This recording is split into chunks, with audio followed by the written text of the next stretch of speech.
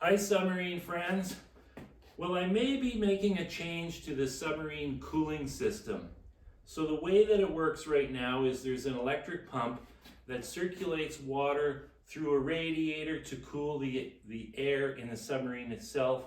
Then that water goes to a heat exchanger which cools the engine.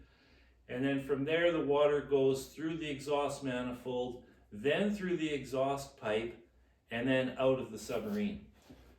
So if the electric pump was to fail, I would lose cooling to the engine. That's bad.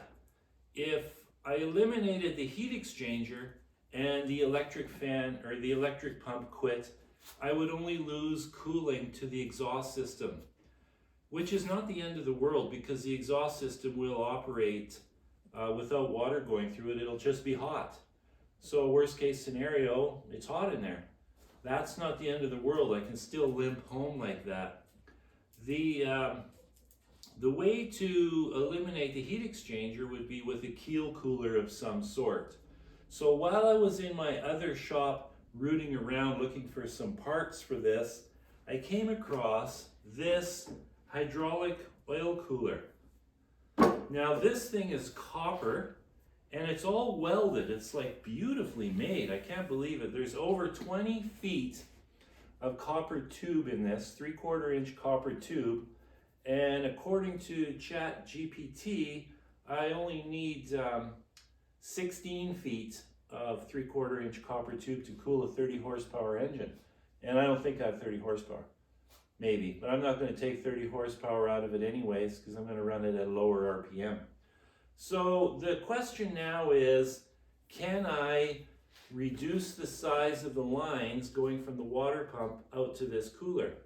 So this cooler would be mounted inside the aft main ballast tank.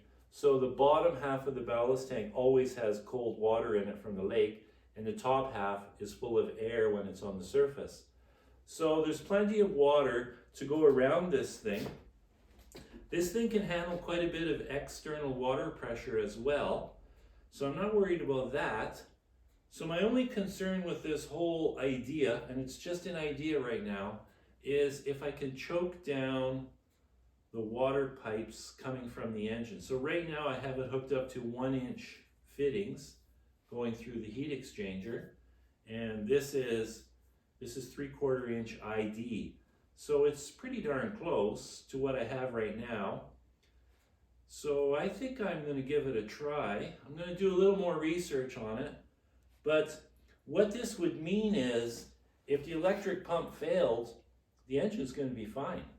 And because this is copper, it's not going to corrode externally. That was my concern with just running steel pipes to make a heat exchanger, which is pretty common.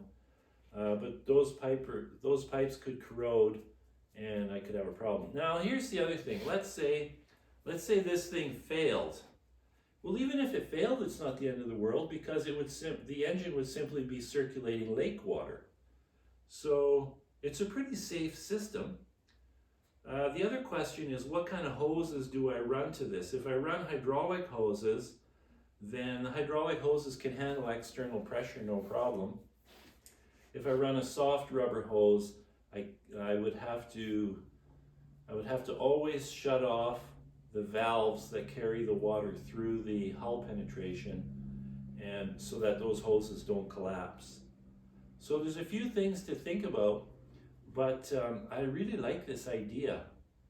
I like the idea of simplifying things and eliminating risk.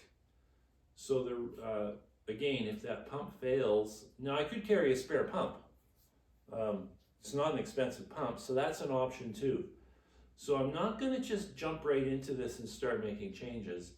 I'm going to give it a day or two of thought. But it's an interesting idea. I really like it. Ciao.